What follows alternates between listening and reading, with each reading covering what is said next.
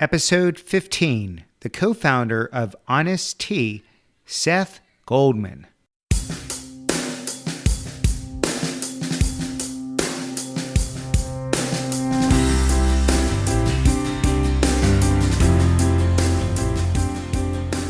Welcome to The Art of Excellence, a show about people doing extraordinary things in their lives.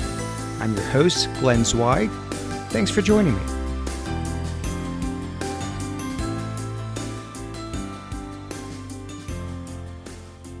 My guest today is Seth Goldman. Seth is the co-founder of Honest Tea, a company he started in 1998 and has grown to over $100 million in revenue. Today, Honest Tea is the nation's top-selling, ready-to-drink organic bottled tea. The Honest Tea brands are available in over 100,000 outlets across the United States. The company was acquired by Coca Cola in 2011.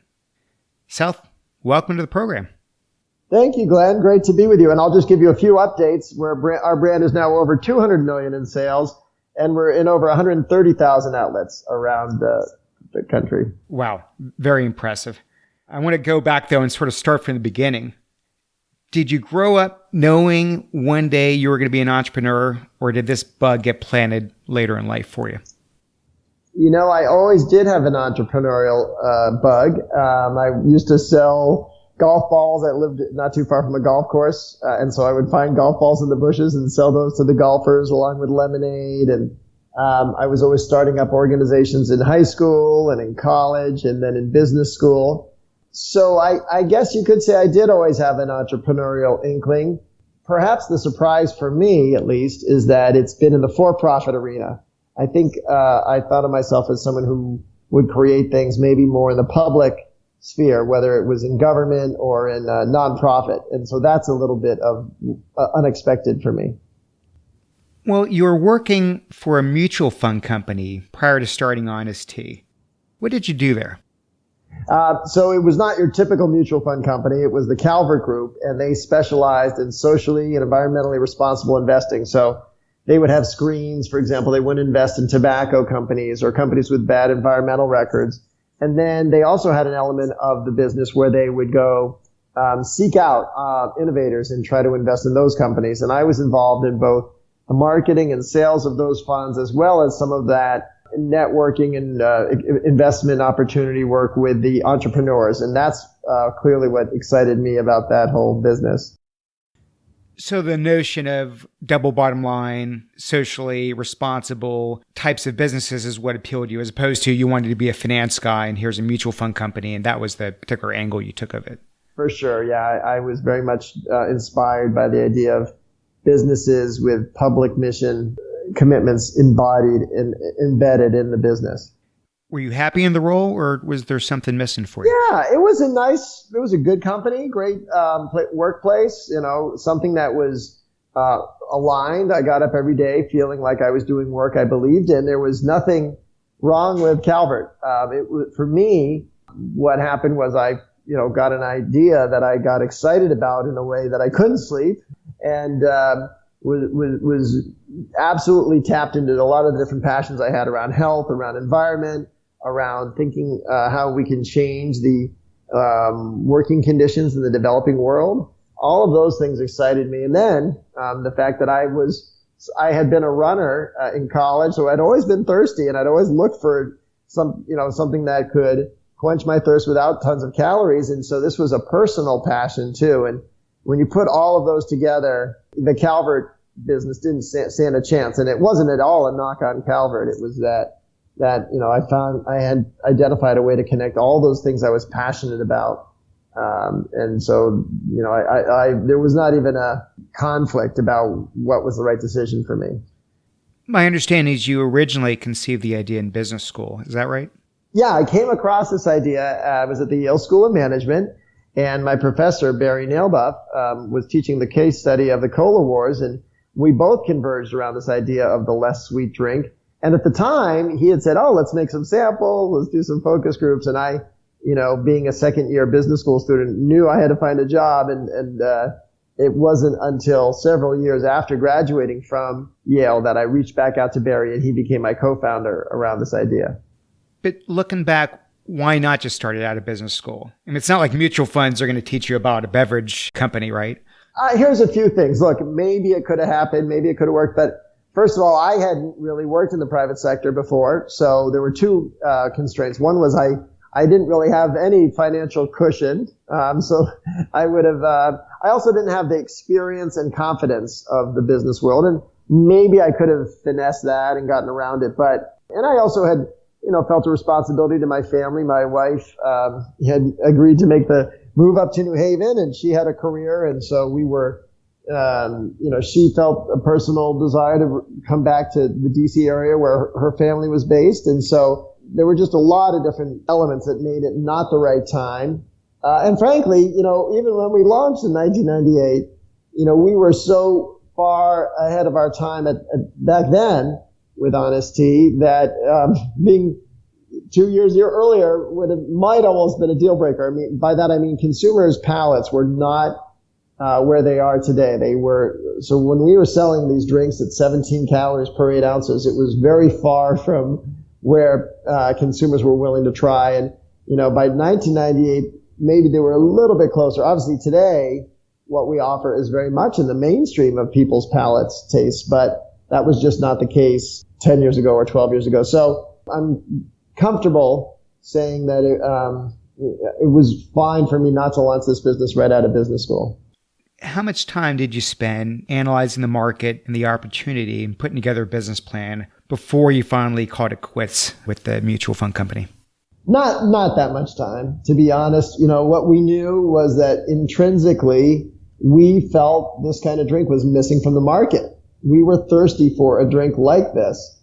And that was more than anything what guided us. Once we decided to launch the business, we did do a few focus groups just to hear how people responded to it, what was on their minds, all of which basically, I think confirmed we had the right assumption. But, you could do all that work. In fact, one of my contentions is the reason companies like Coca Cola missed this idea of a less sweet drink opportunity is because they did so much market research, and the market research can miss these kind of things. So, I would say we did just the right amount of thinking about it, which is not too much. I mean, as you know, you can research forever in a day. You never have all the answers. Right. And you still might miss the opportunity. And you still might miss. So eventually, at some point, you got to just say enough is enough and take the plunge. So do you remember that moment when you said enough researching, enough planning, I'm just going to do it? Yeah. So I know the exact moment where I recognized the idea was worth pursuing. I had been in New York City on behalf of Calvert. I had given a presentation to some institutional investors, and I went for a run in Central Park. And after the run, I was thirsty, and I go to one of these, shops where there's tons of drinks, and I realized all these drinks, and yet none of them has that calorie profile I'm looking for. And I knew I was ready to do something about it. So then I reached out to Barry, and he agreed, and he had come up with the name Honest Tea, and we thought about the idea a little more. And then I eventually went to the president of Calvert, and I told her I was going to be leaving this, wonderful company with a wonderful rising position to go launch a beverage company. And she was a little flabbergasted, like, wait, what?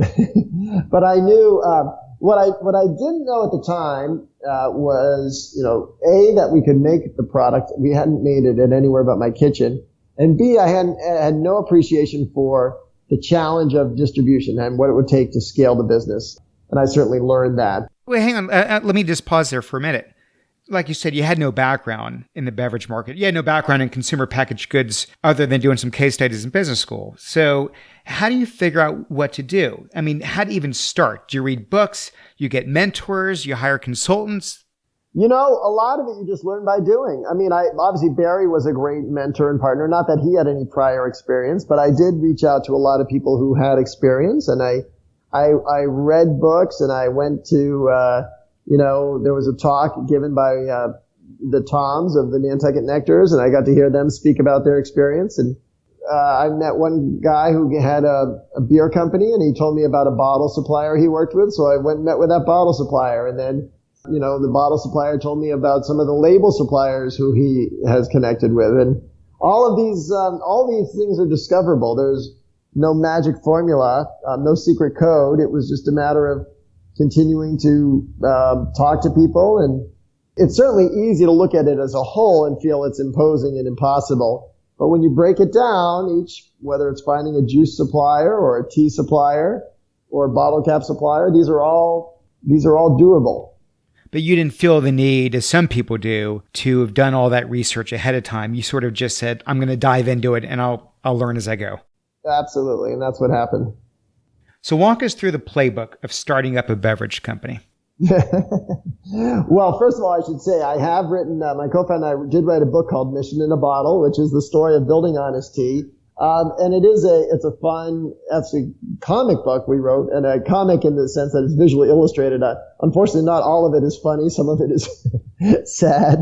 What we did was the main thing we had right was this idea of the brand we wanted to create. And so we kind of wrote a business plan that is available on Honest Tea's website at honesttea.com. And that business plan lays out a vision of a brand that we wanted to build. And I would say that vision is very much what is alive today as the Honest brand, a brand that, has this commitment to honesty and transparency and social responsibility.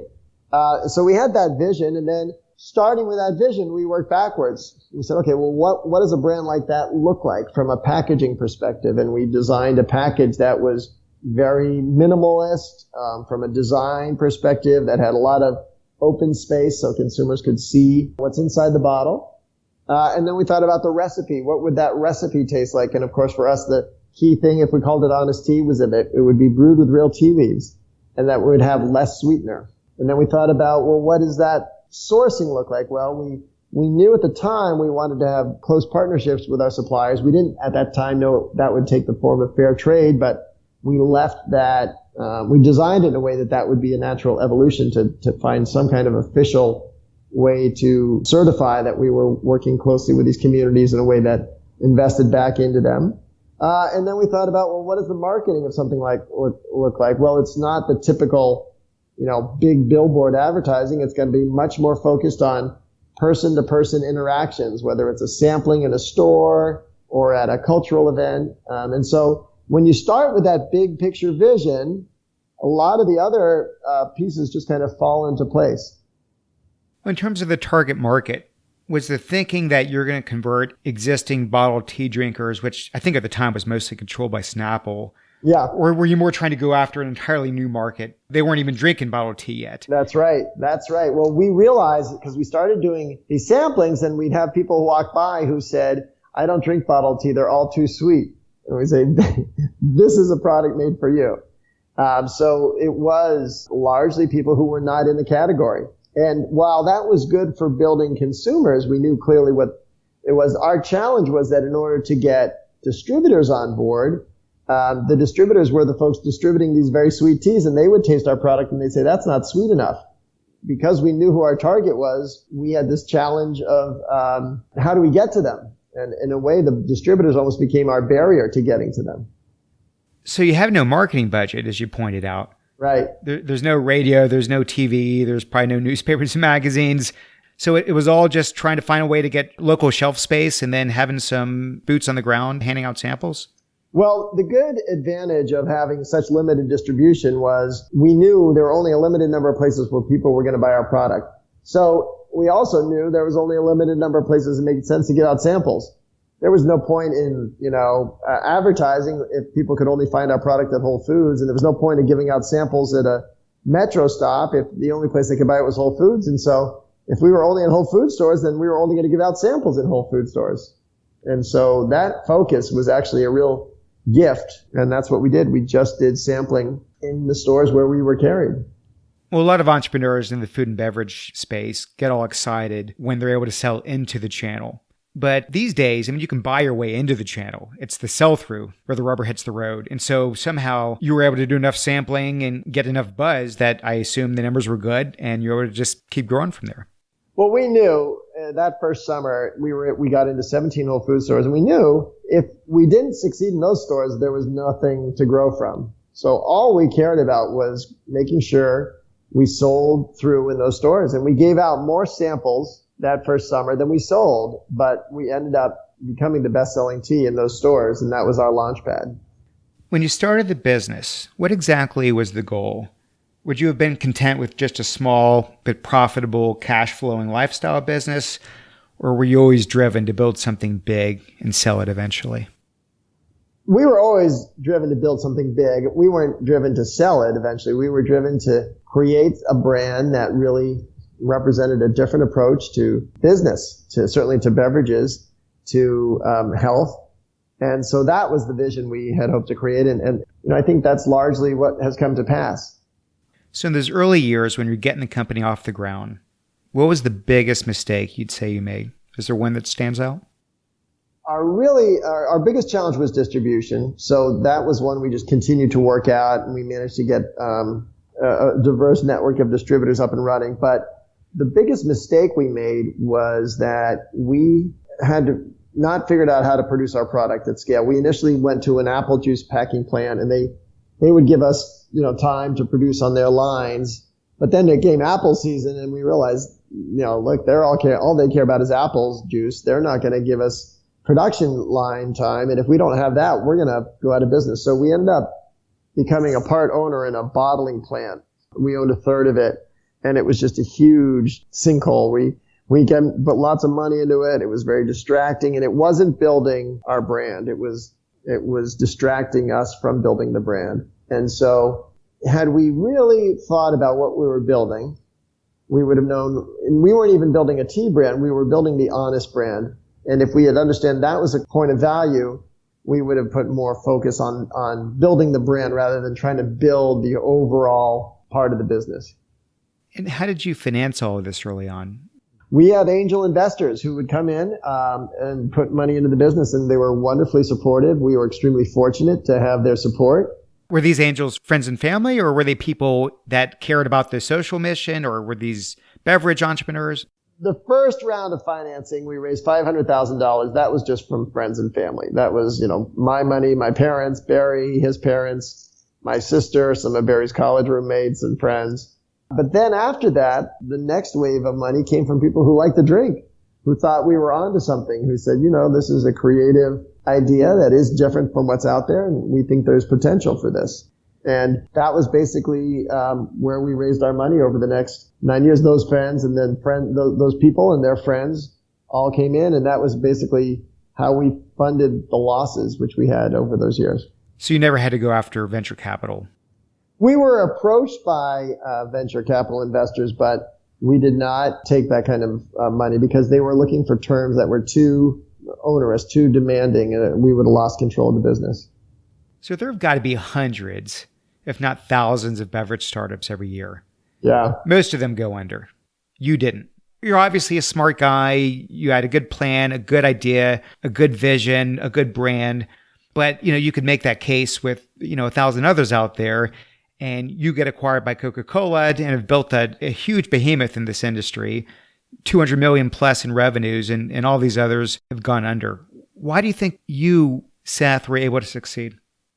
A few things. I think, first of all, we had a very clear and differentiated proposition. What we were offering was unlike anything else on the shelf. We weren't just another, sweet bottle tea. We were so clearly different in our calorie profile. No one would confuse us with any of the offerings. So that was an important point. Then when we built that into something meaningful, it became valuable because, look, Coca Cola or Pepsi or any of these companies can make a sweet tea. They already did. It was both making and formulating and then branding and building loyalty around a less sweet drink that was really worthwhile. That said, we were very close to being out of business numerous times, and really what kept us in business was both having loyal supporters and investors, and also a great deal of passion and discipline within our business. So we weren't spending our money recklessly. We were making, $2 out of every $1 we had. And there was sacrifice along the way. There were certainly lean times. We weren't particularly well paid, or certainly not living in comfortable offices or anything like that. But that helped us sort of make it through the lean years. When you had these lean years and you said you almost went under several times, were you always optimistic that somehow things were going to work out? Or were there times where you said, you know what? Oh, well, I gave it my all. This is the end of the road. And then you're already thinking about the next thing. I was never thinking about throwing in the towel, but that, part of that's me. I'm just, as my wife says, a relentless optimist, and probably in a way that isn't necessarily always useful. But I, believe so strongly in what we're doing and just refuse to accept that this wasn't going to work, even when sometimes the business reality suggested otherwise. So a few years before Coca Cola purchased you, they took a 40% stake. I think it was back in 2008. Correct. What was behind the investment, both for you and Coke? Was it more about getting liquidity, or was it about harnessing the distribution and marketing reach of Coke? Well, for us, we had come to a point where we were growing, but we hit this crossroads where we were the best-selling team in the natural foods channel, but we were having challenges crossing over into mainstream channels because stores like Safeway and CVS wanted our product, but we didn't have the ability to distribute to them. So we said, look, we're either going to become a large national brand with a reach, or we're going to stay in our niche. And we knew we wanted to become that large national brand. From Coke's perspective, they looked at all the big trends out there, and they said they really identified 3 big mega trends that were happening. One was a movement towards health and wellness. One was a movement with environmental responsibility. And one was a movement with corporate social responsibility. And said, the Honest brand is at the intersection of all 3 of those. And if we could invest in that company, we'd be able to really embrace this new standard for doing business. And it would be something that would be forward thinking for the company as well as a good business opportunity. Looking back, you really caught a wave on 2 fronts. First, you had the growing bottled tea market. But the second, and you've already touched upon this, was this trend toward natural and organic. Consumers demanding more natural ingredients, more transparency from products, more authenticity from brands, and a greater social mission. You could argue that maybe Whole Foods started that trend, but you really caught it early on at the inflection point. So I know these are personal values of yours, but beyond that, were you just a visionary that you saw this is where this whole industry was going?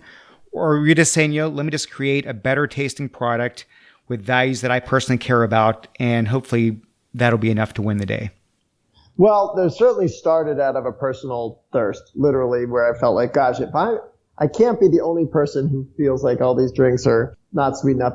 I also believe that if we could put the whole sense of these values into our business, then we'd be able to build something that we could be excited about all the time, not just feel like, this is an exciting way to make money or to move cases around. This was really about trying to put something different out there. This was always about, kind of a expression of values for me. So let's talk about branding for a minute. You start this company in the 90s. How has brand building changed with the advent of social media? Is it harder? Is it easier? Any piece of branding work, you always have to have a clear and different point of view. And so that's at the core of what we're doing. Then the only other question is, well, how do you connect people to it? So in the beginning, it was much more hand to hand. It was sampling and in-store events. Now with social media, we can reach people through the ether. And when you find something that resonates, they start to spread it and share it. So the spreading is different. The work that happens beyond our own efforts, that's for us exciting. But back in the day, it was people, if they tasted it in a store, would tell their friends, "Oh, you got to try this Honest tea. It's so different." It's still, when you boil it down, it's still the same type of work. It's just different channels how you reach people. So 13 years in the making, you finally sell to Coke. What was that day like for you? The moment you inked that purchase and sale agreement, how did it feel? The bigger moment was really in 2008 when we took in Coke as an investor, because in a sense we were already putting ourselves on a path toward that sale. And so I was so enmeshed in the business, and I'm still so enmeshed in the business, that it doesn't feel like it was different. It wasn't like all of a sudden I'm not responsible for this, or I don't have to think about how this happens. It just, at some point in the future, if I were to step away from the business, that might feel different. But, as long as I'm still on the hook for growing the business, I still feel that sense of ownership for it. And so, for me, it's been gratifying to see our brand expand into new countries, into new stores, new restaurants. And each of those moments is like, oh, this is so exciting. This is what we had hoped for. And This was the kind of thing we used to worry about or daydream about back in the day. So why do you suppose a company as large and powerful as Coke, why do they need to acquire companies like Honest Tea? Just looking at it from a 50,000-foot level, I'm sure the Honest Tea sales, as great as they are for you, they're a minuscule drop in the bucket for Coke. So clearly, these companies have not been successful at introducing their own alternative beverage brands.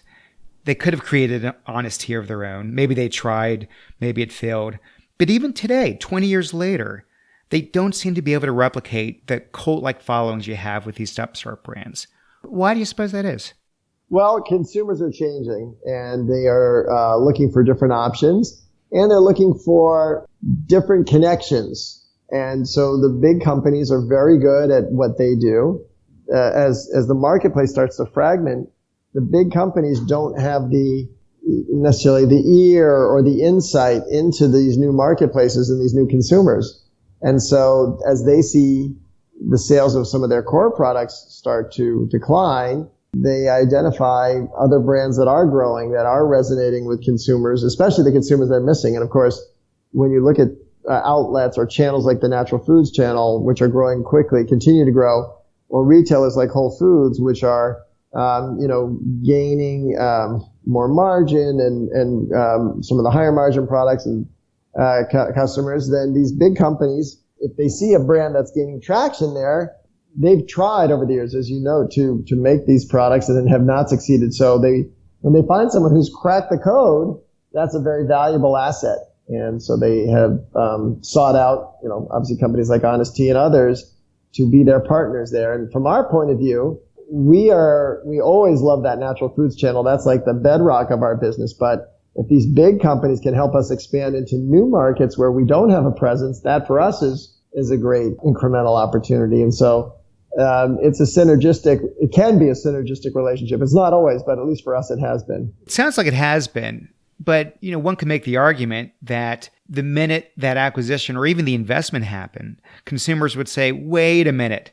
I mean, you're Honest Tea, obviously, soda and the history of that industry versus all the socially responsible, clean, free of artificial ingredients and GMOs and all these things. It's a very different world, but it doesn't sound like it's had any negative effect at all.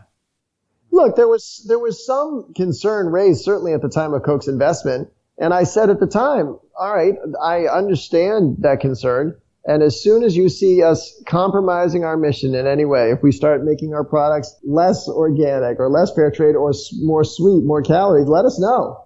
And the fact is, we just haven't. We've increased and expanded our commitment to organics across our whole line, as well as with fair trade now. Just when Coke first invested, 40% of our teas had fair trade tea in them. By 2011, all of our teas had fair trade tea. And just last year, we converted our supply chain over to fair trade sugar. So we're deepening those commitment areas. And so when you can do that, you have a much better chance, not a guarantee, but a much better chance of staying connected and relevant to your consumers and your core channels. And so it feels like we have, lived up and upheld the brand name that we started 19 years ago.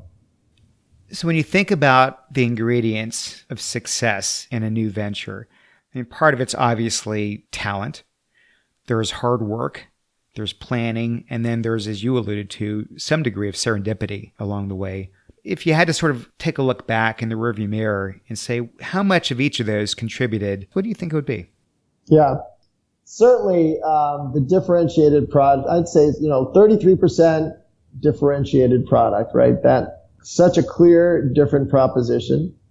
30% passion and perseverance on the part of the entrepreneurial team and sort of making the right decisions and the right commitments. And obviously, a good high performing group of people. And then that last third is getting the right brand, the right package, the right way to deliver the idea to market. And so when you get all, sort of a third of each of those combined with, the right timing, but we didn't, I wouldn't give us too much credit for timing because we started way ahead of where people were. And so we're just kind of now at the point where this is right where consumers are. So I think that those are the right formula for success. Let's go back in time. Let's say it doesn't work out. the market doesn't take off, the competition eats your lunch, you run out of money, whatever it is. You said yourself you almost went under several times. Yeah. Do you think you would have tried another startup, or was this like a one-time deal for you? Well, I don't think of myself as a chronic entrepreneur. So I think I would have done some other startup, but it wouldn't have been another food one. I might have, my background before going to business school had been in national service. I had helped create the AmeriCorps demonstration program that led to its passage of AmeriCorps. I was involved in government, had worked on Capitol Hill. So I could see myself getting maybe involved in some kind of political or nonprofit startup. I have just recently become involved as executive chairman of a new startup called Beyond Meat, which is a plant-based protein company. So very different from Honest Tea, but it's something I'm also very passionate about and very engaged in. So for me, I think about, rather than think about what is the business I want to be involved in, I think about what are the issues that I care about and what are the best ways to address them.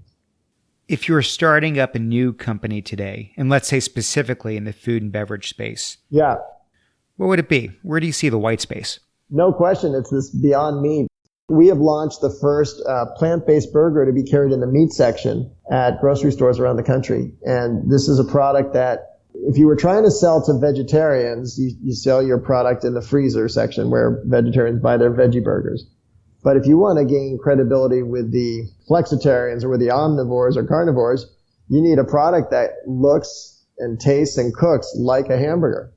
And that's what we've done with this product, the Beyond Burger. And it has been so fun and exciting to see how consumers have gravitated toward it. But it's equally exciting to look at the environmental and health impact of this product in contrast to the analog, of course, being the hamburger. And so to see the pace of adoption and the velocity in the stores of this product is it's actually a little mind-blowing. I almost feel, here we were building Honest Tea over 20 years, and to see this Beyond Burger take off so quickly, it's a partially a different moment in time, a different type of product breakthrough, but going back, it's still that same thing. It's a dramatically different product, so that's the differentiated product, a strong management team, and then a well-designed brand and solution to the need.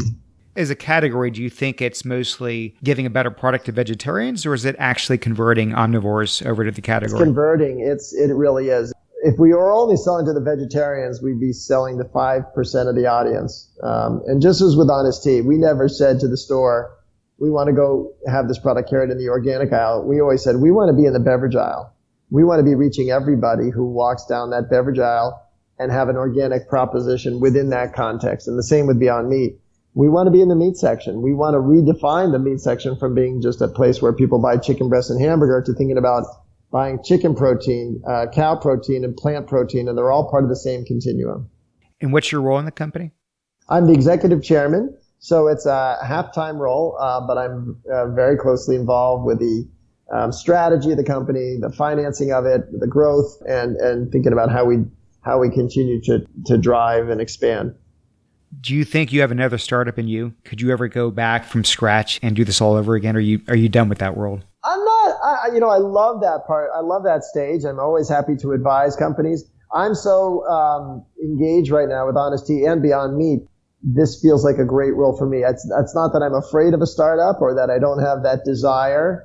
It's hard for me to think of two companies that have higher opportunity to make an impact on diet and health and environment than these two. So I don't, as long as I'm, engaged in what I believe in and can work and have an impact on it, I'm happy doing what I'm doing. Knowing everything you know today, you jump in that time machine, go back to the mid-90s, and now you have a chance to give the newly minted MBA, Seth Goldman, some advice. What do you think it would be? Obviously, make sure, if you can, boil down exactly what you're building. Where's the value of what you're building? And if you had asked me in 1999, I would have said, I'm building this tea company. And that would have been the wrong answer. The real answer is you're building this brand, this honest brand that will stand for authenticity and, integrity and transparency. That points to a different set of actions than if you think you own a tea company. So that's certainly an important piece of advice. But other than that, I would say make sure advice that I actually did follow, make sure you keep a balance between your family life and your personal life and your work life. Do you feel you were able to do that when you were building the company? Absolutely, yeah. I've been very fortunate to have a wonderful family who's very close with both, my immediate family as well as my larger family. Don't make those short-term sacrifices. They're not worth it. Think about it as a marathon, not a sprint. Yes, it's intense work and demanding work, but, you want to be around doing this for 10, maybe 20 years, not, 2 or 3 years. Don't worry about trying to flip this thing.